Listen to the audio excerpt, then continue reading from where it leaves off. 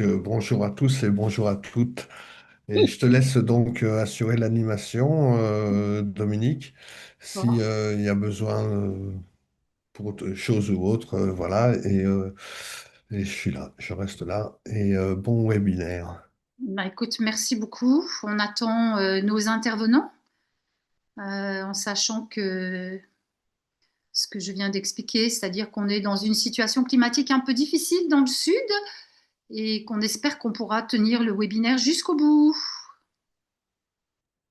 C'est vrai qu'on avait dit 18h35 et c'était très précis en termes d'horaire. Oui, Pour juste meubler un peu, rappeler qu'il y a donc une brochure éditée par PEPS dans le cadre de ces élections municipales qui fait le tour de l'ensemble des propositions communalistes. Ce webinaire a pour objectif de, on va dire, rentrer un peu dans le détail des propositions, parce que bon, cette brochure, elle fait 60 pages, et on espère qu'elle ait un impact pour ces élections municipales et qu'elle soit reprise dans un maximum de communes par des candidats et des candidates.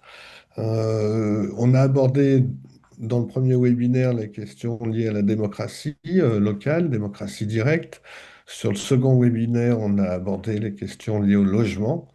Et aujourd'hui, donc, on va aborder ces questions liées à à l'alimentation. Je te laisse même préciser le thème, Dominique. oui, oui, tout à fait. Euh, Aujourd'hui, ce qu'on va faire, c'est pas forcément avoir un webinaire sur qu'est-ce que c'est que la sécurité sociale de l'alimentation. On va le poser comme cadre au départ, mais on ne va pas rentrer dans le projet lui-même. Là, ce qui nous semblait important, c'était d'éclairer ce projet et cette ambition de SSA, d'une part à travers le regard de Nicolas qui est vigneron là dans le sud et du coup derrière du projet d'agroécologie qui vient alimenter ce projet de SSA.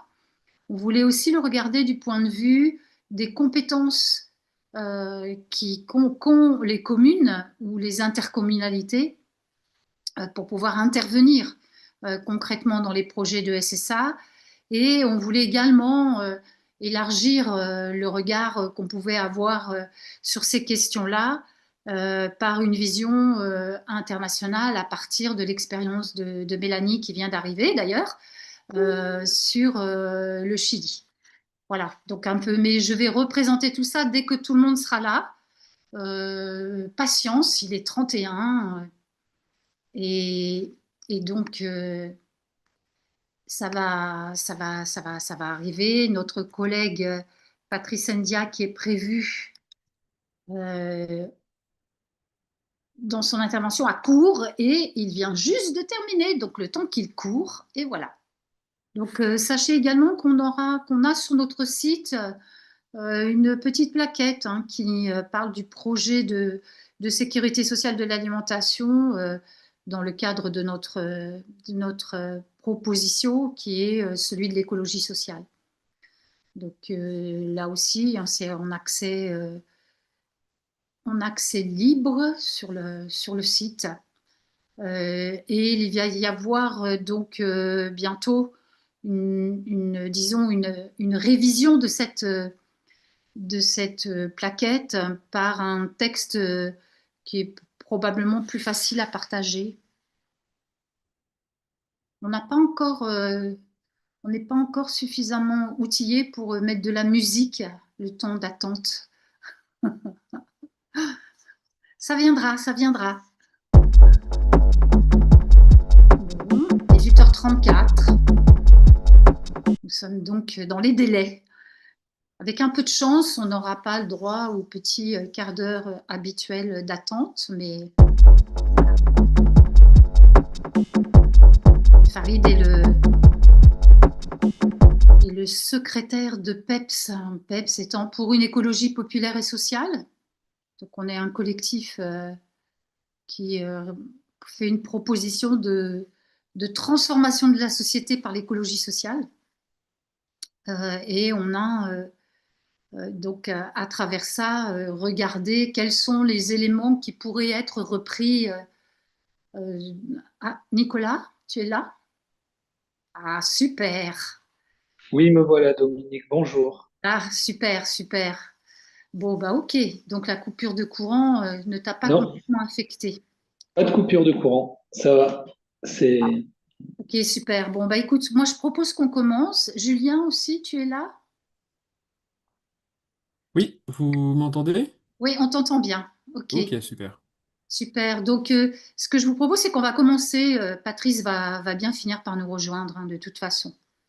Donc, la proposition du webinaire de ce soir, elle est de voir comment, dans le cadre des municipales, le projet de sécurité sociale de l'alimentation pourrait être repris. Alors, l'objet du webinaire ce soir n'est pas de décliner la proposition de sécurité sociale en tant que telle, mais plutôt de voir de façon beaucoup plus précise, enfin plus précise, c'est de quelle façon l'agroécologie pourrait être un des leviers de transformation. Ensuite, la deuxième question qu'on va se poser, c'est euh, enfin, quelle est la réalité des compétences en matière de sécurité alimentaire et d'alimentation existent à l'échelle des communes. Ça, c'est ce sur quoi interviendra Patrice Endia. Avec la présence de Mélanie, on regardera les choses à une échelle un peu différente, puisque Mélanie a travaillé au Chili et a beaucoup réfléchi à cette question de l'agroécologie et notamment de la place des femmes. Voilà, donc c'est un peu le tour de la question tel qu'on va le faire. Alors, juste, je pose juste un tout petit élément de cadrage concernant la SSA. Donc, la sécurité sociale de l'alimentation, c'est un projet politique qui est porté par un collectif national qui regroupe un certain nombre d'organisations et d'initiatives et d'expérimentations sur l'ensemble du territoire national. Aujourd'hui, il y en a à peu près d'un peu plus d'une centaine. Et ce projet de sécurité sociale de l'alimentation, l'idée, c'est de l'appuyer sur le régime général de la sécurité sociale avec un socle commun sur lequel tout le monde est d'accord, qui est d'une part un accès universel à une alimentation de qualité, donc le terme qualité étant lui aussi à peut-être décrypter. Le deuxième élément qui est important, c'est que le financement est donc appuyé sur la cotisation sociale, donc avec des visions un petit peu différentes selon les acteurs. En ce qui concerne PEPS, nous on est pour la cotisation sociale appuyée sur la valeur ajoutée du travail produit par l'ensemble des entreprises. Découle de ça aussi l'idée du versement d'une allocation mensuelle de 150 euros par personne, donc à l'échelle du territoire national. Et le dernier point, qui est également extrêmement important, c'est le conventionnement démocratique, c'est-à-dire par le biais de collectifs, de comités, en tout cas d'organisations citoyennes sur la façon dont les uns, les unes et les autres choisissent de manger, en sachant que dans ces collectifs, évidemment, ce qu'on souhaite, c'est qu'il soit présent l'ensemble des acteurs des systèmes alimentaires, à savoir les producteurs, donc les agriculteurs et les agricultrices, les transformateurs, donc toutes les TPE et PME de la transformation, la question de la distribution, c'est-à-dire l'ensemble des dispositifs qui permettent la distribution et l'ensemble des lieux où on consomme l'alimentation. Voilà. Donc je vous donne juste ce petit cadrage de ce que c'est que la SSA. On ne va pas rentrer dans disons, dans les éléments concrets autour de ça. Dites-vous que c'est le socle commun sur lequel l'ensemble des orgas et des initiatives qui sont dans le collectif SSA sont d'accord. Voilà, c'est pour ça qu'on l'appelle socle commun. Donc voilà, donc Patrice Endia vient d'arriver, donc c'est un de nos intervenants. Je vous laisserai à chacun le soin de vous présenter, mais on va quand même commencer par le vif du sujet. Profiter qu'il y a de l'électricité pour être sûr que tu puisses intervenir, Nicolas. On va commencer par toi. Et l'idée, enfin la question vis-à-vis de toi, c'est quand même de se dire qu'est-ce que la SSA peut changer concrètement dans les pratiques agricoles et notamment dans la vie d'un vigneron comme toi, hein, puisque la vigne est une production, enfin une filière importante dans le sud de la France. Et là-dedans, en quoi l'agroécologie peut être un levier actif? Voilà. Vaste question. Bien, merci Dominique. Il faut me dire aussi un peu en combien de temps par rapport à ce qui est prévu sur l'animation, en fait, comment la parole va tourner. Bah, pour l'instant, ce que je propose, c'est que chacun d'entre vous, vous ayez une bonne dizaine de minutes pour dire ce que vous avez à dire et qu'ensuite, quand ces 10 minutes sont passées, si Patrice ou toi, Mélanie, vous voulez réagir à ce qui est dit, vous le faites. Et ensuite, Très bien. ensuite, ça sera Patrice et on terminera avec toi, Mélanie. Très bien, merci Dominique pour l'introduction. Alors, bah, tu l'as dit, je suis vigneron. Je suis vigneron dans les Corbières, c'est dans le département de l'Aude. Ça fait 26 ans que je suis installé. C'est sur un domaine qui est familial depuis très longtemps, en fait, depuis la fin du 19e siècle. Et on a changé beaucoup de choses, je dis on, parce que c'est un domaine que j'ai pas repris tout seul, je l'ai repris avec mon épouse Karine. Et on a changé beaucoup de choses ici en arrivant. En fait, c'était un domaine qui était inscrit dans le paysage de la production, on va dire, quand même assez intensive du Languedoc. Et donc, on a changé beaucoup de choses. Ici, on a réduit la surface du volume. Ça, c'était très important pour nous. En fait, on l'a réduit de façon très conséquente, puisqu'on a divisé la surface par deux. Donc, dans une perspective un peu décroissante qu'il faut comprendre pour avoir une meilleure maîtrise de la valorisation de notre production. Et aussi, pour ça, on est sorti du système de mise en marché qui était un système coopératif. Alors, on n'est pas adhérent à une cave coopérative, mais à cette époque-là, quand le vin était mis en marché, ben, ça se faisait via une structure coopérative. Donc, en fait, c'était à peu près le même principe que les caves coopératives. Donc, on est sorti de ça. Ça a été un long parcours pour pouvoir produire autrement, qui a mis des années et des années. Nous, on dit qu'on a mis 15 ans en fait pour sortir des pesticides, pour s'affranchir un peu, en fait s'affranchir entre guillemets, hein, mais s'affranchir un peu du modèle agro-industriel de production. Ça veut dire que pendant plus de 10 ans, on a cultivé en conventionnel avant de pouvoir faire du bio et ensuite on a continué dans cette voie-là puisque ça fait 26 ans. Aujourd'hui, on produit des vins nature sans aucun intrant. Et on a eu à cœur de diversifier la production. Pourquoi? Parce que en fait, on est enfermé dans un système de monoculture de la vigne. Voilà, dans notre région, c'est ultra majoritairement ça la culture. Et donc nous, on a voulu diversifier. Alors on l'a fait en fait sur la base de l'histoire de notre région, qui était une région d'élevage avant d'être une région préemptée à ce point par la vigne. Et c'était il n'y a pas si longtemps, hein, parce que la diffusion de la viticulture, c'est la fin du 19e siècle. Alors l'élevage, voilà, ça a été vraiment un pas très important pour comprendre ce que pouvait être l'agroécologie, le lien à l'animal, d'avoir plusieurs modes de culture, en fait, de production. Et on est allé sur des choses qui sont maintenant assez classiques, de l'agroécologie qu'on peut pratiquer sur une ferme avec des couverts végétaux, avec la réalisation de notre propre compost, avec des plantations d'arbres là où ils avaient été enlevés pour pouvoir laisser passer les machines. Et donc on a mis cette agroécologie en forme sur notre ferme. Et on s'est rendu compte, après plus de 20 ans de parcours, qu'en fait, c'était très bien ce qu'on faisait. Ça plaisait beaucoup autour. Les autres agriculteurs, ils trouvaient ça assez sympathique, mais pour autant, on n'a engagé personne dans ce mouvement. Et alors, on s'est demandé ce qu'on pourrait faire pour engager du monde dans ce mouvement, et on a structuré une association sur le domaine qui s'appelle Tiers-lieux paysans Beauregard. Et donc, c'est aussi de cet endroit que je vous parle. Beauregard, c'est le lieu, c'est à la fois une ferme qui a initié une diversification, mais c'est aussi une association qui fait collectif sur le territoire et qui porte dans ce territoire un projet de transformation. C'est celui d'engager des personnes, et on va voir ce que ça veut dire, d'engager des personnes par la mutualisation et par l'entraide pour diversifier la production agricole.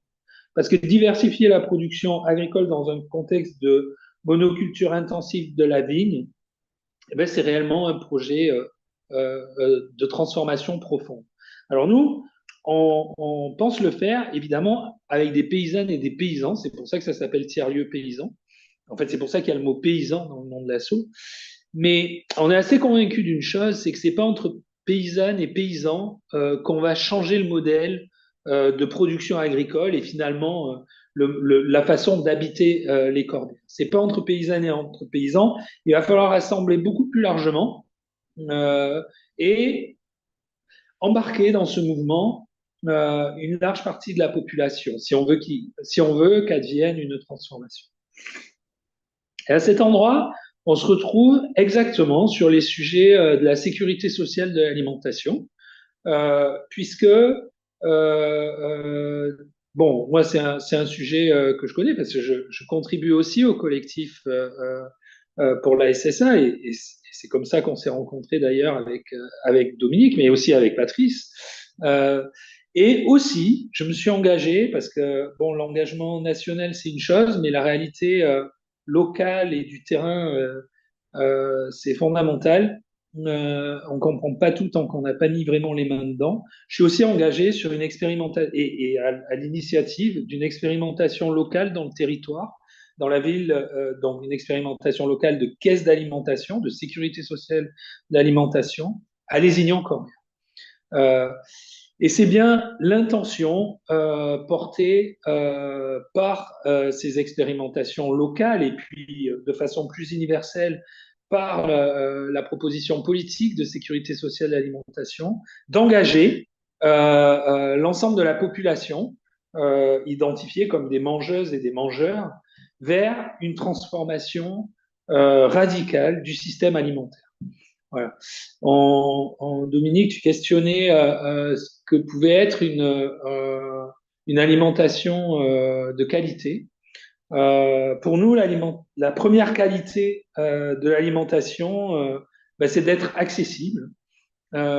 Et ça suppose, ça vient questionner les choix, et ça suppose d'envisager une démocratie alimentaire, enfin en tout cas un rapport au choix différent de ce qu'il est actuellement.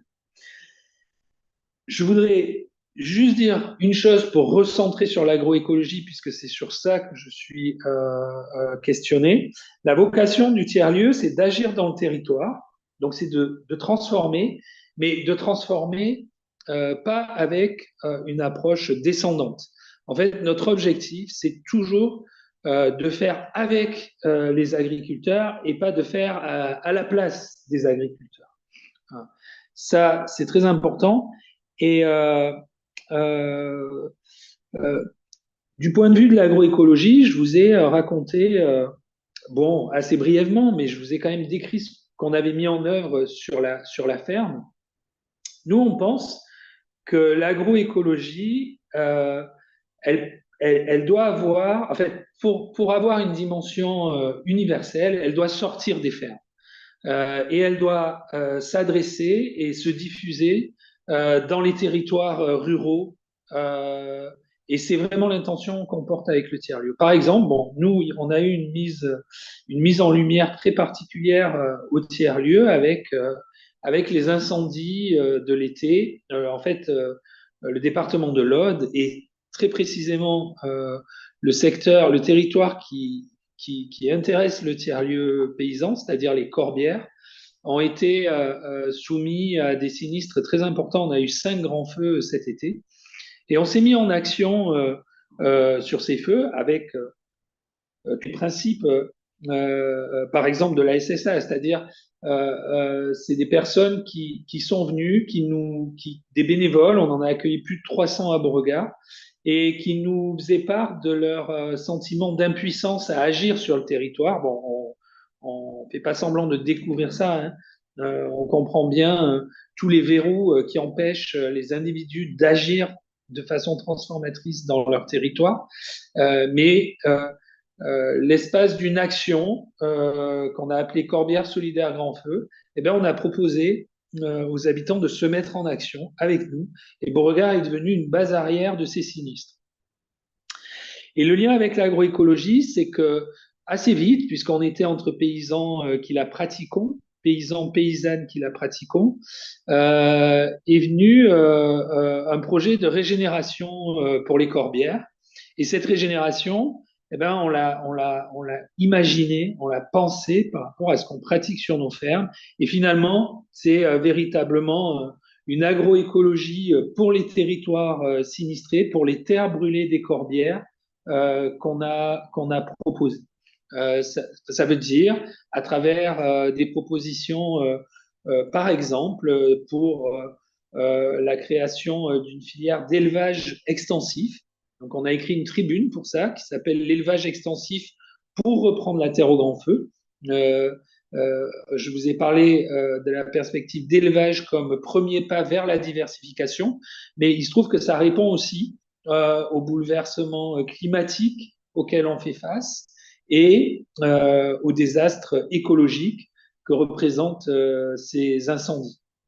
Voilà, on a une autre tribune actuellement et c'est une deuxième voie pour la régénération qui concerne les bois brûlés. En fait, il y a tout donc une fois que les terres ont brûlé, ben, en fait, il reste les squelettes des arbres calcinés et donc il y a toute une action là qui est engagée par l'ONF mais aussi par des privés, enfin en gros par beaucoup de gens pour extraire ce bois et en avoir une certaine valorisation financière pour produire du bois énergie.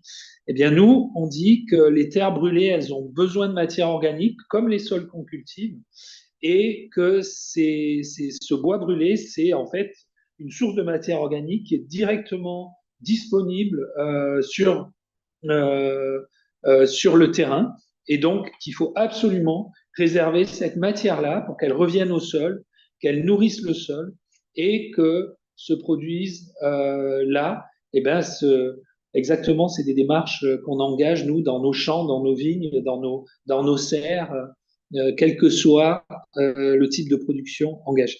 Voilà une vision d'agroécologie qui doit sortir des fermes. C'est pas juste une question strictement agricole et une proposition d'application sur, bon, alors c'est un contexte particulier, celui des terres brûlées des corbières, mais je pense que si autant de gens nous regardent ces terres brûlées dans les corbières, c'est bien qu'il y a le sentiment que ça, c'est des choses qui vont se généraliser, qui aujourd'hui sont un peu cantonnées dans la zone méditerranéenne, mais qui finalement vont intéresser tous les territoires. En fait, il va bien falloir penser autrement l'approche extractiviste qu'on peut avoir sur les ressources naturelles dans leur ensemble. Voilà ce que j'aurais à dire sur l'agroécologie. Ok, merci beaucoup. Je voudrais juste te poser une question, si tu pouvais m'y répondre assez vite. Tu vois, c'est que donc, dans la région dans laquelle tu es, donc là, tu l'as bien dit, la monoculture, c'est la vigne. Et la question derrière, c'est comment les expérimentations de sécurité sociale de l'alimentation locale dans cette région-là peuvent prendre en compte l'existence d'une filière qui est assez forte comme celle-ci dans le conventionnement, puisque c'est un des points sur lesquels on voit bien que les expérimentations de sécurité sociale finalement ne conventionnent pratiquement jamais la vigne. Donc, même en admettant qu'il y ait d'autres solutions que le conventionnement, ce qu'on peut se poser comme question, c'est en quoi ça peut aider la transformation des filières. Bien, c'est bon, c'est une super question, Dominique. On a déjà échangé là-dessus. Ouais. C'est un sujet fondamental. Il faut bien entendre le discours. Je suis très très critique de la filière, des propositions qu'elle avance pour penser l'avenir, qui est en fait une fuite en avant vers ce modèle productiviste, ce modèle intensif. Donc, je suis très critique de ça. Mais ça ne veut pas dire que et même par une proposition de diversification, que je suis contre la vigne et contre le vin.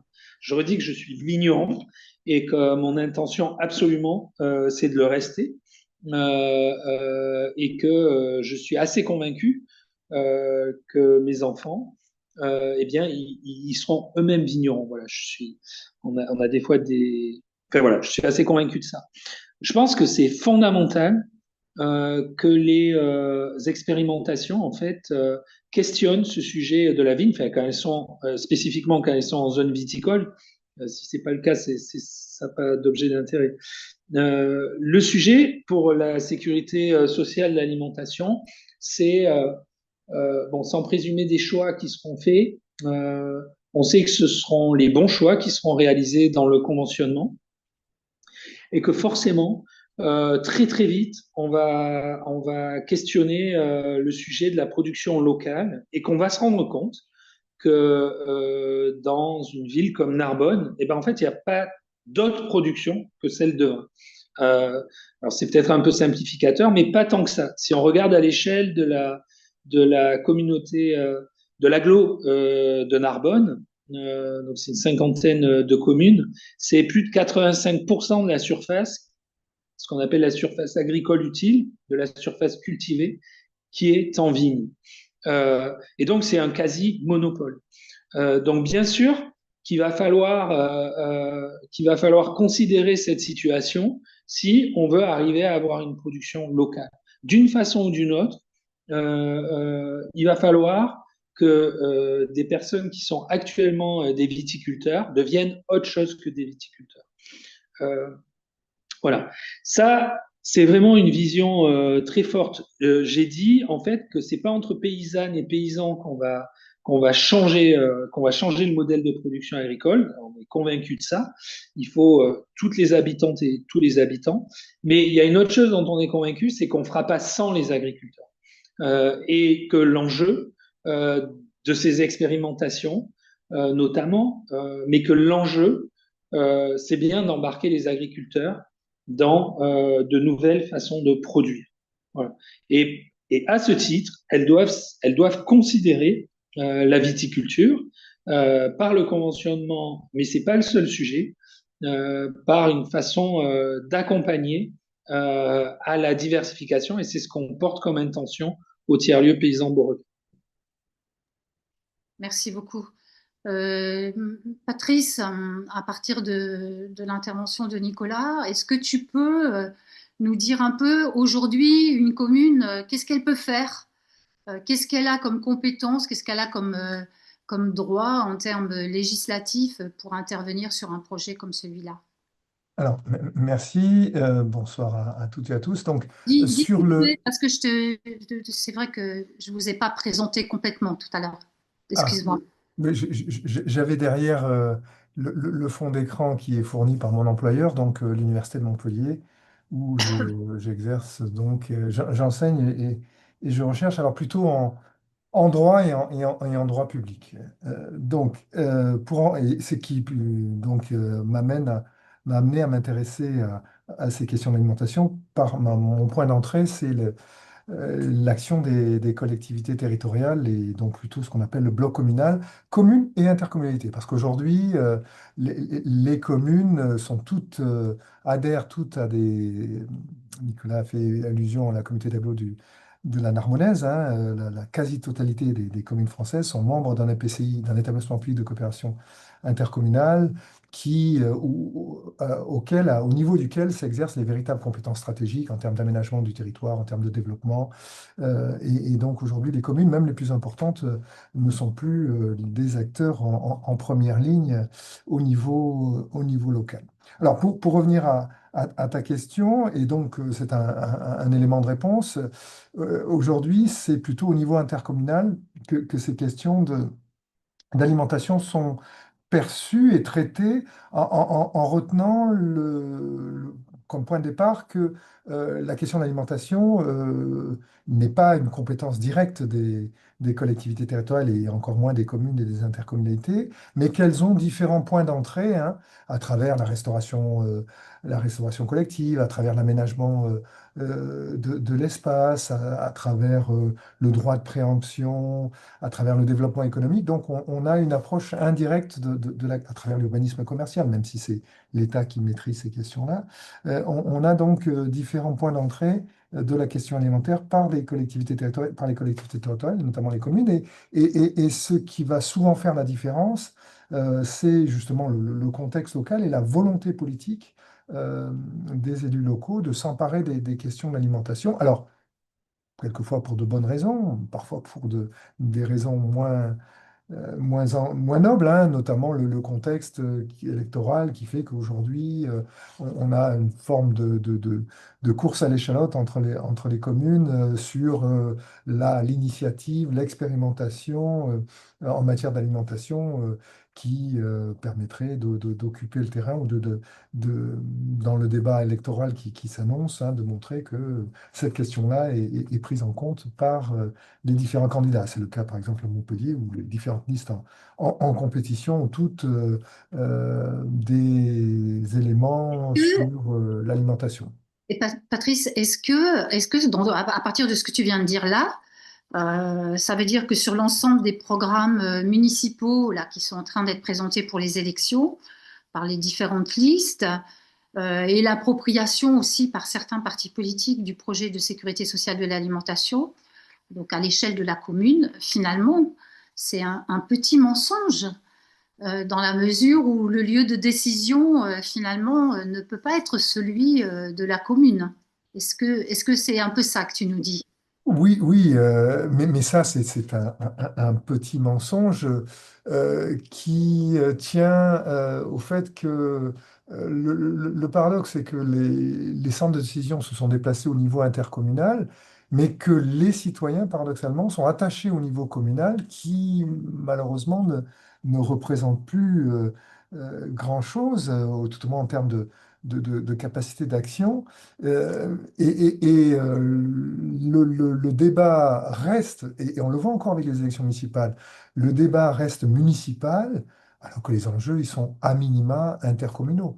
Et il y a une sorte d'invisibilisation du niveau intercommunal qui est à dessein quelquefois entretenu par les élus locaux, hein, parce que et c'est pas moi qui le dis, hein, on a des collègues politistes qui définissent l'intercommunalité comme un club d'élus où on se retrouve entre élus, où, comme par hasard, les clivages politiques majorité-opposition que l'on retrouve dans les communes ne jouent plus. Un club des maires qui eh bien, s'arrange, voilà, le camp des gens du voyage chez toi, mais en retour, tu auras la piscine. On a ce genre d'arrangement entre amis, hein, et le confort de ne pas avoir de pression politique citoyenne au niveau intercommunal, puisque les citoyens identifient assez mal l'intercommunalité comme un niveau décisionnaire. Donc, ouais. Et effectivement, les listes mettent en place des réflexions ou des actions qui seront portées au niveau communal, mais dont l'ampleur sera forcément limitée par la dimension communale du projet. Mais à Montpellier, c'est net, hein. On a une élue qui est en charge de l'alimentation au niveau de la commune et une autre élue qui est en charge de la question de l'alimentation au niveau de l'intercommunalité, Madame Massard, Mesdames Massard et Touzard, pour ne pas les nommer, hein. Ok, et donc, dans cette proposition sur laquelle on a travaillé d'un service public de l'alimentation, est-ce que tu pourrais développer un peu quelle est la piste, enfin, quelles sont les pistes qui permettraient en gros, de construire et d'élaborer ce service public de l'alimentation? Alors, voilà, la question de l'alimentation pourrait comme la distribution d'eau potable, comme la collecte des ordures ménagères, être municipalisées ou intercommunalisées. On peut imaginer, d'ailleurs, certaines communes l'ont déjà fait, hein, de mettre en place des fermes municipales, de modifier les fiches de poste des agents communaux pour que, ou intercommunaux, dans leurs fiches de poste, il y ait la production maraîchère, il y ait la production de bocaux, que sais-je, hein. Donc, on peut tout à fait imaginer la mise en place d'un service public local ou intercommunal autour des questions d'alimentation. À travers donc la question de la production, hein, voire de la transformation ou de la distribution. Alors, ceci d'autant plus que le cadre communal a au moins cet avantage que de permettre aux collectivités, alors sous réserve d'un contrôle hein, du juge administratif, qui n'est pas forcément le plus souple à ce niveau-là, sous le contrôle du juge administratif, de permettre d'investir des domaines qui ne sont pas directement attribués par un texte à la compétence d'une commune, en mettant en avant la fameuse clause de compétence générale. Voilà, l'alimentation correspond à un besoin de la population, quand bien même aucun texte ne m'attribue compétence en matière d'alimentation, eh bien, dès lors qu'il s'agit de répondre à un besoin de la population, à un intérêt public local, eh bien, les communes peuvent s'affranchir, du moins peuvent intervenir sans avoir à fonder leur action sur un texte précis. Et donc là, on a une relative liberté, hein, laissée aux communes qui leur permet d'ores et déjà, hein, de prendre en charge les questions d'alimentation. Et on le voit, hein, alors à un niveau modeste, hein, pour l'instant, mais euh, l'investissement de ces questions-là par des politiques municipales, voire intercommunales, qui, encore une fois, visent à mettre en place des fermes municipales, des régies municipales sur le territoire, voire même, je pense à certaines communes de la région parisienne, à recruter, à salarier, hein, des maraîchers qui fournissent le restaurant scolaire, l'EHPAD, etc., pour le compte donc de collectivités. Mais alors ça reste évidemment pour l'instant à des niveaux D'accord. relativement modestes. Ouais. Ok. Tu peux nous dire quelques mots sur l'efficience du droit à l'alimentation? Alors, quelques mots pour faire court. Donc, le droit à l'alimentation en droit français, mais également au niveau européen, hein, puisque actuellement a été lancée une initiative citoyenne européenne visant à inscrire le droit de l'alimentation dans les traités de l'Union européenne.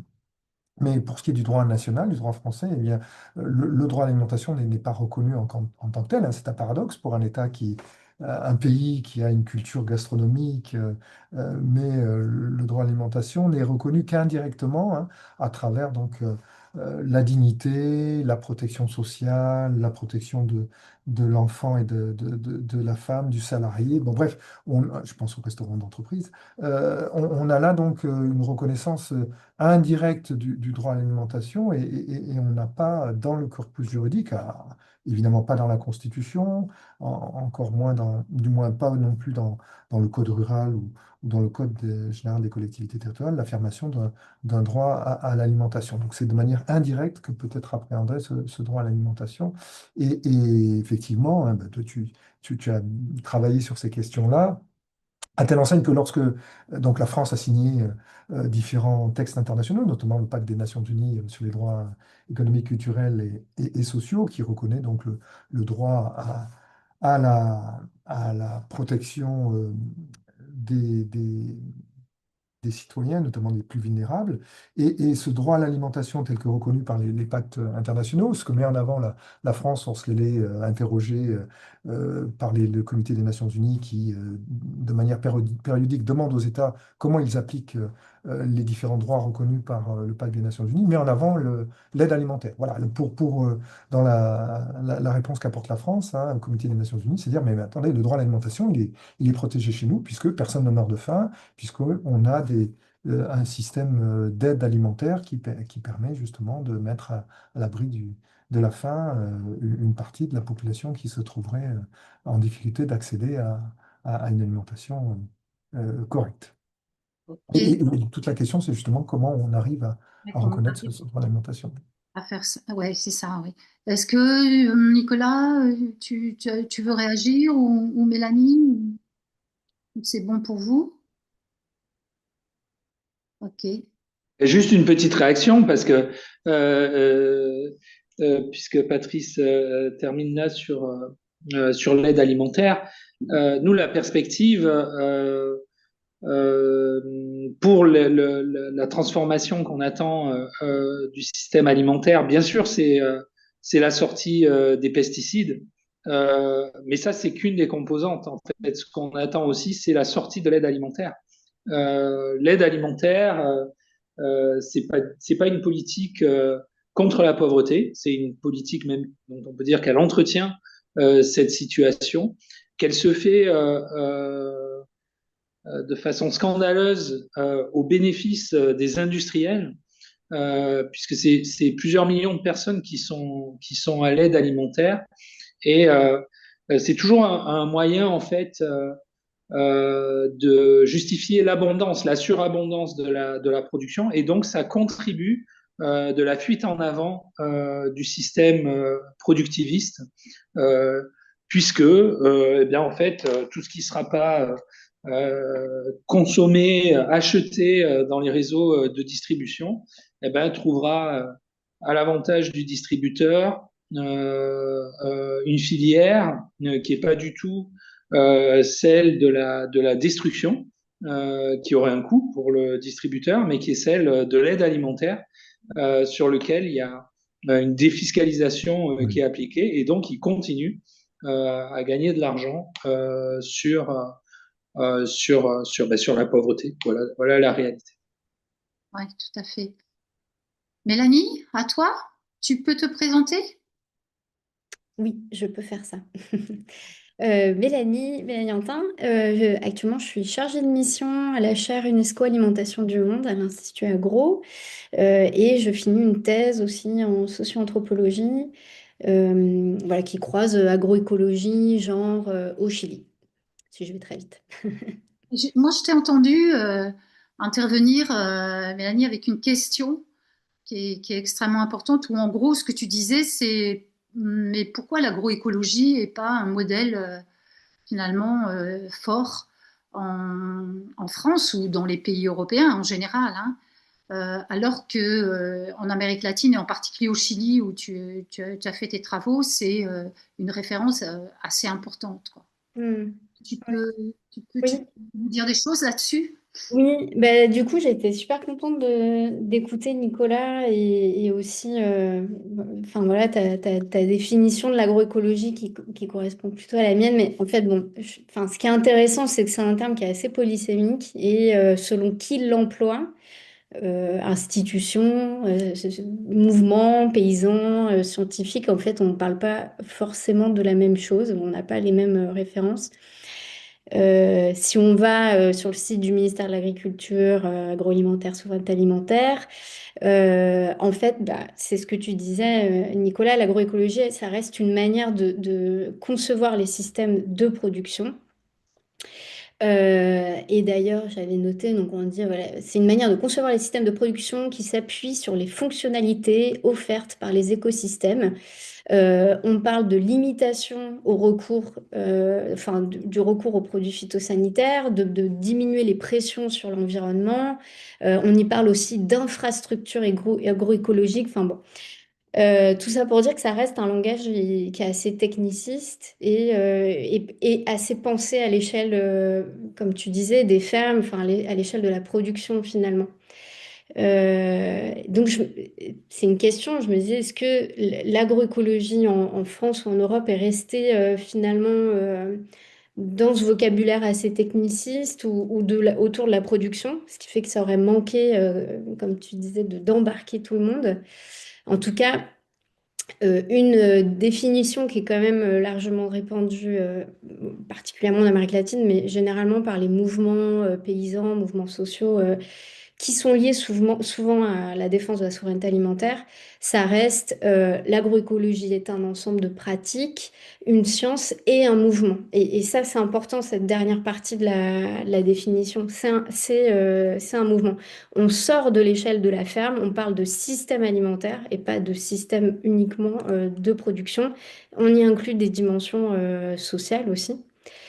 Et effectivement, alors en Amérique latine, c'est assez fort, et notamment, je pense, par l'influence de la Via Campesina, qui est un mouvement international qui réunit plusieurs organisations paysannes, syndicats, etc., qui, dès les années 90, en fait, porte très franchement la souveraineté alimentaire et aussi l'agroécologie comme réponse pratique, stratégique.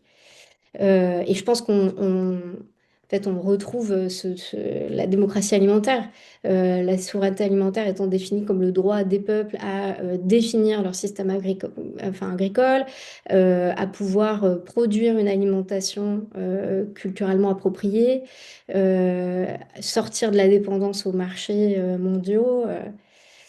Voilà, donc effectivement, sur le terrain, c'est porté comme une réponse à des systèmes agricoles qui sont en général très néfastes en fait pour les territoires, très intégrés dans une économie de marché.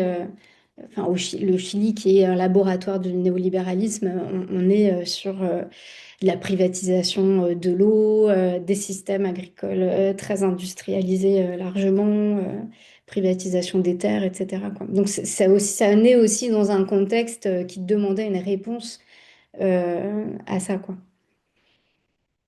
Et autour de la question du genre, donc de la place des femmes Oui. dans ce mouvement.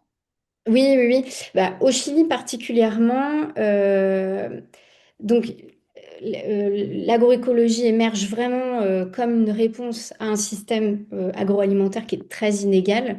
On est sur des grandes monocultures, de l'agriculture principalement d'exportation. Le Chili très tôt a voulu se porter comme producteur mondial agricole, avec notamment beaucoup de fruits de contre-saison. Donc c'est une agriculture qui est très très industrialisée. C'est un leader aussi des semences hybrides, enfin de la fabrication de semences, de l'exportation de semences. Enfin, bon. Il y a une concentration foncière énorme qui est héritée aussi et qui a été renforcée avec la période de la dictature. Et il y a aussi en parallèle la permanence quand même d'une agriculture familiale, souvent autochtone. Et effectivement, alors, moi, je suis en particulier une association qui s'appelle Anamori, qui est l'association des femmes rurales autochtones afrodescendantes du Chili, qui en fait est née dans les années 90, dans un contexte justement de forte modernisation des campagnes. Mais c'était aussi pour ces femmes qui ont initié cette association, ça a été la volonté de sortir de syndicats mixtes où elles étaient déjà et où elles ne trouvaient pas forcément leur place en tant que femmes. Et donc, ça a été une des premières enfin, c'est une organisation qui en fait embarque énormément de femmes dans tout le pays, du nord au sud, liées à la Via Campesina, liées à la coordination latino-américaine des organisations paysannes, et qui portent la souveraineté alimentaire, la défense de l'agriculture familiale paysanne, et en particulier les droits des femmes rurales. Et donc, qu'est-ce qu'elles font? Elles ont développé notamment plein d'espaces de réflexion politique, des formations politiques pour les femmes avec des écoles d'agroécologie qui sont des écoles à la fois d'enseignement, de partage de pratiques agricoles, agroécologiques, mais aussi de formation politique, parce que pour elles, l'un ne va pas sans l'autre. Et puis, il y a aussi un travail énorme qui est mené par l'association pour infléchir sur enfin, des politiques publiques qui soient en faveur de la souveraineté alimentaire et aussi des droits des femmes, de la réforme agraire. notamment quand il y a eu une tentative de réécriture de la Constitution en 2022 au Chili. Elles ont travaillé, enfin, elles ont mené un travail énorme de plaidoyer pour inscrire la souveraineté alimentaire dans cette nouvelle Constitution, qui avait figuré d'ailleurs. Bon, elle a été rejetée, mais voilà. Et il y a au sein d'un Amouri, et ça c'est important aussi, il y a beaucoup de réflexions qui sont menées sur les relations de pouvoir en fait au sein des systèmes agricoles, au sein des familles, sur la question des violences faites aux femmes aussi, aux femmes rurales en général, qui est souvent violences qui sont souvent mises en relation avec les violences contre les territoires, les violences extractivistes. Euh, voilà. Ok.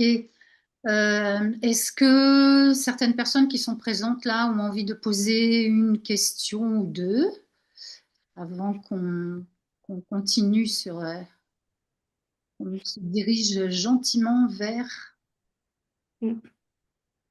Non, apparemment, je ne vois pas. Ouais. Ok. Alors, alors Si, moi, j'ai je une peux petite poser... question. Ah, ok, parce que justement, j'allais dire que j'allais pas tarder à te passer la parole. Vas-y, Ah. Julien. Oui, par rapport justement au système alimentaire chilien, je serais curieux de savoir quel est le poids aujourd'hui que représentent ces initiatives d'agroécologie et de quelle façon est-ce qu'elles sont défendues ou elles peuvent être défendues dans le contexte particulier qui est celui du retour au pouvoir de l'extrême droite pinochetiste qui, comme tu l'évoquais, Mélanie, a eu comme pour héritage des inégalités renforcées, notamment en termes de concentration foncière et de répression absolument terrible des mouvements autochtones et paysans.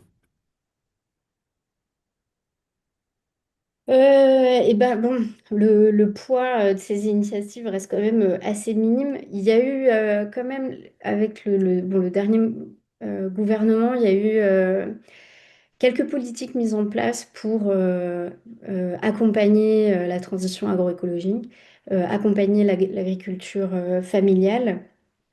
Il y a eu notamment, moi je travaille dans une région qui s'appelle l'Araucanie, qui est le centre-sud. Il y avait en charge de cette région, des programmes agricoles, une personne très engagée sur les questions de l'agroécologie et pour la première fois, une personne dédiée au genre pour faire aussi la transversalité de ces questions. Ça reste bien évidemment minime et c'est toujours à côté enfin de continuer l'encouragement de politiques largement extractivistes en fait. Donc, ça reste minime. Dans le contexte actuel, ça va être effectivement une grosse question. Moi, je ne suis pas retournée au Chili depuis, mais je sais déjà, enfin, j'ai déjà le retour de personnes avec qui j'ai travaillé, effectivement, d'être dans la crainte de répression. Je pense que leur travail, en tout cas, Anna Moury va continuer de s'organiser parce elles ont commencé en fait en dictature. Et elles ont continué aussi sous des gouvernements de droite, notamment avec Piñera. Donc, elles travaillent aussi beaucoup de manière plus discrète, on va dire, au niveau des territoires, en mettant en place des initiatives beaucoup liées à l'entraide, des initiatives de troc, etc. Donc, des choses plus discrètes, on va dire. Leur formation, enfin leur école, leur formation politique, elles sont financées en partie par des organisations internationales, etc. Ça va continuer. Mais oui, après, ce qui est attendu, c'est certainement beaucoup moins de volonté politique pour appuyer leurs initiatives, ça, j'en doute pas. Mais là, je pense que bon, je peux pas, j'ai pas assez de recul par rapport à ce nouveau gouvernement, mais je Ouais, pense pas qu'on en attende de mieux, quoi. ouais, c'est sûr. Ah, ok. Alors, juste un petit point peut-être là sur euh, le projet de PEPS en matière d'accès à l'alimentation. Alors, comme l'a déjà dit Nicolas, on a une vision quand même assez forte de ce que représente la filière de l'aide alimentaire comme symbole d'une vision libérale de l'accès à l'alimentation. Donc on a des propositions comme celle de sortir de l'aide alimentaire en 10 ans, avec tout un processus qui s'appuie évidemment sur la sécurité sociale de l'alimentation, c'est-à-dire sans ce levier fort de ce projet politique de SSA, c'est quand même assez compliqué. On est aussi dans un moment où on est assez au clair avec ce qui se passe, à travers les expérimentations diverses et variées, à travers la présence et le travail du collectif SSA, pour voir aussi que il y a, disons qu'on est dans une période où il y a de la fabrication, entre guillemets, d'alliances dans ce mouvement social qui sont pas faciles à élaborer. D'abord parce que c'est pas du tout dans la nature de la culture politique des mouvements quels qu'ils soient dans un pays comme le nôtre. Donc là, il y a des choses qui se fabriquent, pas facilement, mais des choses qui se fabriquent quand même. L'autre point qui est extrêmement important pour nous, qui a été évoqué par Mélanie, c'est la place des femmes. C'est-à-dire qu'on est quand même, nous, à peu près convaincus que le rôle des femmes dans la prise en compte non pas du travail productif en tant que tel qu'on l'a décrit là, dans le système alimentaire, mais plutôt ce qui est de l'ordre du travail reproductif, c'est-à-dire le travail pour nourrir et se nourrir est essentiel, et que là-dedans, le rôle des femmes est assez fondamental. D'ailleurs, on le voit bien dans les expérimentations qui existent aujourd'hui, il y a beaucoup de femmes qui sont présentes, et donc on pense que c'est aussi une des voies à soutenir, à développer, et en tout cas à rendre visible, avec, pour certaines d'entre nous, très clairement le fait de rendre visible, non pas l'égalité pour l'égalité, mais le fait de montrer que le travail productif n'a de sens que si le travail reproductif est reconnu en tant que tel. Et ça, c'est une c'est une vision qui transforme quand même de façon assez radicale la façon dont on peut penser le projet de société. D'autre part, pour continuer sur cette lancée, dans la réflexion qu'on a pu avoir sur disons, l'élaboration d'un service public de l'alimentation, on est plutôt sur une vision qui est de se dire ce service public, ça pourrait être une étape intermédiaire qui permettrait d'aller vers la SSA, et en pensant ce service public non pas comme la création d'un nouveau service administratif ou bureaucratique, mais dans une capacité de coordination de l'existant. Parce que, comme l'a montré Patrice tout à l'heure de façon assez claire, on voit bien que les compétences autour de l'alimentation des systèmes alimentaires sont extrêmement segmentées, en sachant que fondamentalement, l'alimentation reste une mission régalienne autour de la notion de sécurité alimentaire, et que donc, derrière ça, c'est assez compliqué dans un pays comme le nôtre disons, de prendre la main sur la compétence sécurité alimentaire à des échelles territoriales. Mais par contre, il y a déjà pas mal de choses qui existent. Et donc, c'est de penser ce service public plutôt comme un service de coordination de ces actions-là et de les mettre au service du projet de SSA. Comme vous l'avez dit tous les trois, ce projet de sécurité sociale de l'alimentation, notamment à travers l'agroécologie comme levier, c'est aussi ça qui permet finalement de fabriquer un contre-récit à ce système alimentaire extractiviste et agro-industriel, et qui permet en tout cas qu'un certain nombre d'habitants et d'habitantes s'y retrouvent. Donc voilà, en gros, c'est pour dire un peu là où on en est dans la réflexion. Je pense qu'il y a des angles beaucoup plus fins sur lesquels ça serait intéressant qu'on puisse discuter, qui sont les enjeux de démocratie sur lesquels, donc à PEPS, on a quand même pas mal réfléchi.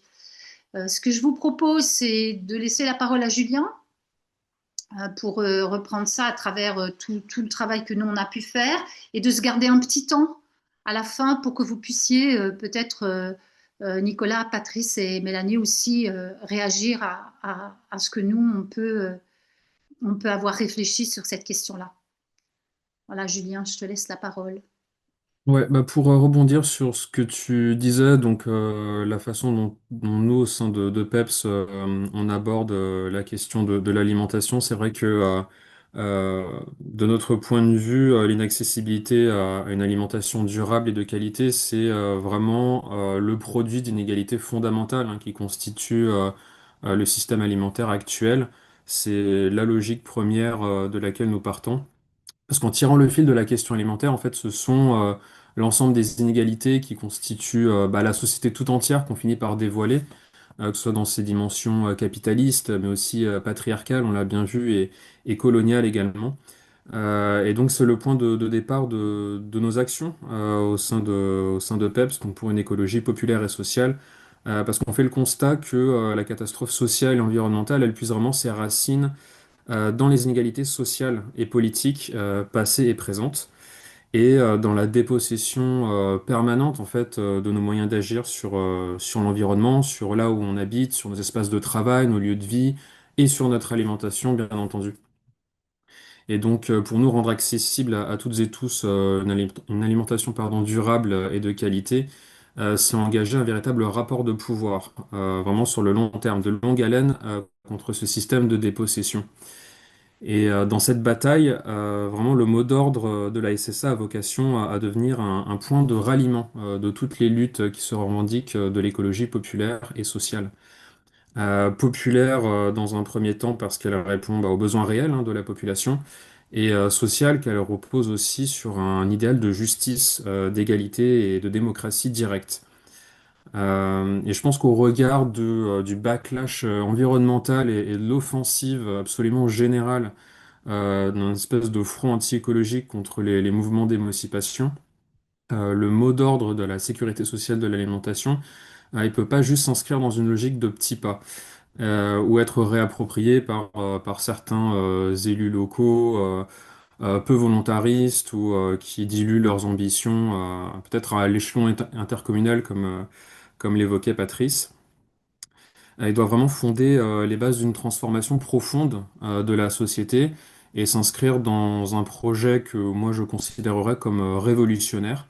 Et par là, c'est pas simplement des grands mots hein, qui n'engagent que celles et ceux qui les énoncent, hein. C'est vraiment l'aboutissement et l'approfondissement logique de pratiques déjà existantes et qui signalent l'envie d'un autre système alimentaire radicalement différent. C'est ce qu'on essaie de porter en tout cas au sein de PEPS, où nos idées elles se fondent vraiment sur la pratique, sur ce que portent les citoyens, les citoyennes, les travailleurs, les travailleuses eux-mêmes, ici et maintenant, depuis les bases de la société et sans attendre des décisions qui viendraient d'en haut ou d'un quelconque gouvernement. Les exemples du coup qui ont été évoqués là tout au long de ce webinaire, hein, le tiers-lieu paysan Beauregard, les initiatives locales de caisses de sécurité sociale de l'alimentation, les espaces de formation et de partage de pratiques agroécologiques au Chili, comme les actions d'entraide entre femmes, elles montrent bien le sens qu'il convient de donner à ces pratiques, c'est-à-dire une démocratie alimentaire en acte, à défaut d'être en droit, ou en tout cas en droit effectif, comme aurait pu le suggérer Patrice, et qui préfigure ce que pourrait être demain un système alimentaire qui repose sur les besoins réels de la société. Alors nous, ce qu'on propose notamment à PEPS rejoint peu ou prou les outils d'action publique qu'évoquait Patrice, notamment dans le cadre des élections municipales, parce il y a l'enjeu aussi de se réapproprier ce système-là à l'échelon local avec la mise en place de conseils du système alimentaire local qui permettra aux citoyens et aux acteurs locaux de l'alimentation de construire ensemble un système alimentaire qui répondrait à leurs besoins. La mise en place d'un vrai service public de l'alimentation qui coordonnerait l'ensemble des outils d'action publique dont dispose la collectivité pour sécuriser l'accès de toutes et tous à une alimentation saine et durable. Et parmi ces outils, on peut notamment penser à la préemption municipale de foncier agricole pour aider les paysans en agroécologie, pour approvisionner le territoire. La création de régies agricoles municipales, que ce soit pour la production en direct par la commune, avec une sécurisation aussi du revenu des paysans. ou la généralisation de régies de restauration collective en régie publique, pardon, notamment dans le cadre de la cantine scolaire, de la restauration collective pour les usagers d'établissements publics ou pour les agents de la ville, et potentiellement avec une ouverture à un public plus large également en soirée de ces espaces de restauration collective qui nous semblent absolument fondamentaux. On porte aussi des propositions pour le développement de jardins communautaires qui permettraient de rendre accessible et réappropriable la pratique agricole et jardinière en tant que mode de subsistance en tant que soi, mais aussi en tant que lieu de convivialité et d'échange entre citoyens. L'appui aussi de la collectivité au développement d'initiatives alimentaires qui seraient autogérées par les citoyens, comme les cantines solidaires, des restaurants associatifs, des groupements d'achat, des associations pour le maintien de l'agriculture paysanne. Et enfin, bah, le soutien à la démocratie alimentaire par l'éducation, l'appropriation de connaissances et le partage de savoir-faire qui permettrait vraiment à ce que tout un chacun puisse se réapproprier le système alimentaire local et les espaces où il conviendrait de le gérer soi-même. Donc ces propositions qu'on porte dans le cadre des municipales et qui sont portées aussi par certaines listes que nous soutenons dans de nombreux territoires, elles se rapportent à un projet politique qui est le nôtre, qui est donc le communalisme, qui envisage la commune, donc pas dans le sens de territoire administratif, mais dans un sens plus élargi de territoire de vie, qui envisage la commune donc comme le moyen le plus juste et efficace par lequel une communauté décide de son propre destin et instaure un rapport direct à la démocratie, que ce soit sur la base de son vécu, de son expérience au quotidien, de tous les liens qui s'y créent, et de son rapport à son propre environnement et à toutes les ressources que l'on peut y trouver pour subsister. L'idéal communaliste dont on se revendique trouve son héritage dans l'ensemble des luttes où se sont déployées des formes d'auto-organisation populaire, notamment concernant la vie quotidienne à l'échelle locale.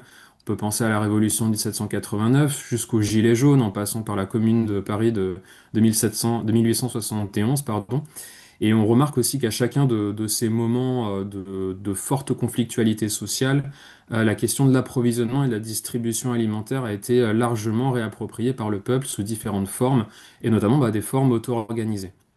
Et nous, c'est cet idéal qu'on essaye d'insuffler au jour le jour dans nos pratiques quotidiennes et dans nos revendications. Et c'est aussi un enjeu fondamental hein, d'adaptation et d'atténuation du changement climatique, hein, comme l'évoquait Nicolas sur l'exemple des solidarités locales qui commencent à se mettre en place pour faire face au feu et rebondir aussi après les catastrophes via des productions agricoles plus adaptées et pensées collectivement. Et c'est aussi un enjeu de résistance face à la répression et la fascisation ambiante, bah, comme l'évoquait également ouais, pardon, comme ce qui a été évoqué avec les espaces d'entraide féministes et communautaires hein, sur l'accès à l'alimentation avec le collectif Anamuri au Chili dans un contexte de retour du fascisme. Et donc c'est ça aussi qui est constitutif vraiment d'un système alimentaire réellement démocratique. Donc voilà, pour resituer un peu la perspective dans laquelle nous projetons et la façon dont on défend aussi cet idéal de sécurité sociale de l'alimentation. Est-ce que, je sais pas, Mélanie, Nicolas, Patrice?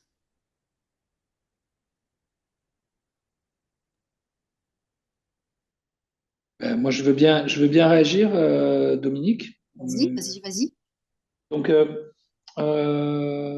tu as souligné, Dominique, la forte présence de femmes dans les expérimentations de sécurité sociale de l'alimentation. Euh, et je voudrais, donc c'est absolument une réalité, hein. Bien sûr que les perspectives de subsistance ne se feront pas sans les femmes. Et je voudrais souligner aussi dans ces expérimentations locales la faible représentation des paysannes et des paysans. Alors nous, ça ne nous étonne pas, hein, on sait que les paysannes et les paysans, ils sont en voie de disparition. Voilà, l'agriculture, c'est plus que 3% des actifs en France et et bien sûr de moins en moins de paysannes et paysans. C'est aussi le moment de rappeler que l'agroécologie, elle est souvent présentée comme une alternative technique, ça a été souligné par Mélanie, et qu'il faut absolument la sortir de ce champ-là. En fait, bien sûr, elle doit être une alternative technique au modèle productiviste, mais c'est l'occasion de rappeler que les changements, ils vont pas se faire simplement sur la base d'une alternative technique. Ils se feront aussi par l'éducation populaire qui sera diffusée dans les territoires, et ils seront aussi par des rapports de force assumés pour dénoncer le modèle en place. Et nous, on pense que vraiment, il faut aller sur ces zones de conflictualité. Il y a en ce moment, et c'est un peu récurrent, en fait, des mobilisations agricoles. Je pense qu'il est essentiel d'être à cet endroit des mobilisations agricoles et sur les mêmes blocages, s'il le faut, que nos opposants politiques, quels que soient les syndicats en question. Alors pas pour faire des alliances, hein, c'est pas du tout ça qu'on fait. C'est pour porter des propositions politiques, pour aussi entretenir la conflictualité. Je pense que jamais on doit laisser dans nos territoires, ça se résonne localement, ces approches-là. En fait, en tout cas, nous, c'est comme ça qu'on le pense. Je parle pour le secteur dans lequel je suis. Eh bien, on ne doit jamais laisser la place vide, en fait. Et il faut porter l'argumentation et aller et assumer le conflit. Voilà, je voudrais juste livrer ce témoignage. Mélanie? Oui, merci Nicolas de rappeler ça aussi. Mais bon, c'est juste pour revenir à cette expérience chilienne, mais Anna Moury, par exemple, mobilise beaucoup les outils de l'éducation populaire, très inspirée de Paulo Freire, etc. Et pour elle, ça va pas, enfin, l'un va pas sans l'autre, quoi. Et elle porte aussi cette agroécologie féministe, profondément ancrée dans les luttes. Elles font énormément d'alliances avec des luttes écologistes, sociales, etc. En fait, ce qui est intéressant dans ce qui s'est dit, c'est finalement que cette SSA, ça va au-delà de la question de finalement comment financer une alimentation enfin, de qualité, etc. C'est aussi qui décide, qui produit, qui transforme, et puis aussi qui porte le coût invisible de ce système alimentaire. Et je pense que c'est vraiment là que la SSA peut être en fait une rupture. Pour revenir à la question du genre, il y a un programme qui est sorti il n'y a pas longtemps, Dégenrons l'installation en agriculture, qui était porté par plusieurs réseaux, Sivam, Terre de Liens et je ne sais plus, la FNAB, je crois. Et ça met bien aussi en lumière justement l'invisibilisation du travail des agricultrices, les inégalités d'accès au foncier, c'est assez important, ou des formations qui prennent encore peu en compte les inégalités de genre. Euh, les violences sexistes en milieu agricole, etc. Et comme tu le disais, Dominique, le fait que l'alimentation, ça constitue encore ce noyau dur du travail domestique. C'est un ensemble de tâches continues qui va de la planification, de la gestion, du stockage, etc., qui reste encore largement effectué par les femmes. Et aussi, il faut rappeler que les femmes sont structurellement plus exposées à la précarité économique et donc ça a des conséquences directes sur l'alimentation. C'est aussi elles qui sont souvent bénéficiaires de l'aide alimentaire, beaucoup de femmes en situation enfin, dans des familles monoparentales. Et donc, en fait, l'aide alimentaire reproduit finalement aussi ces inégalités-là. Euh, et aussi un autre détail, mais ce que tu disais par rapport à l'aide alimentaire, on retrouve effectivement beaucoup de femmes dans ces secteurs, souvent des secteurs peu rémunérés, liés aux soins, etc., et les secteurs bénévoles de l'aide alimentaire. Et là aussi, on voit qu'elles occupent plutôt des fonctions d'exécution, elles s'engagent de manière assez fragmentée généralement, et sont peu au poste finalement de décision. Donc là aussi, il y a un plafond de verre associatif, quoi.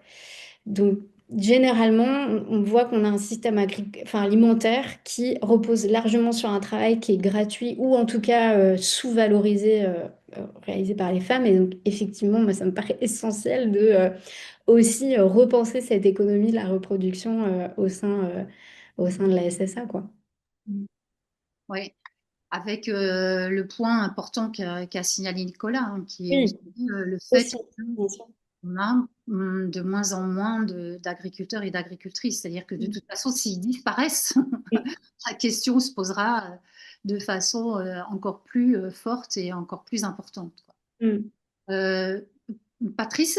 Oui, oui, quelques remarques, d'autant que l'agent de sécurité vient de passer là, donc Oui, oui, c'est ça, mais oui, on y fait attention. non, non, mais moi, je voudrais repartir sur ce que, du moins, m'appuyer sur ce que vient de dire là, Julien, sur ce communalisme qui me paraît effectivement être un moyen de se réapproprier, de socialiser la question de l'alimentation. Et dans cette évolution vers cet objectif, le service public, hein, qui est effectivement, notamment dans sa conception française, assez bureaucratique, assez technocratique, pourrait être une première étape de publicisation de ces questions d'alimentation, mais qui ne serait qu'une étape vers une socialisation. Et là, le modèle de la sécurité sociale de la santé retrouve. Alors, on a fait l'évolution en sens inverse. On est passé d'une socialisation vers une publicisation, voire une étatisation.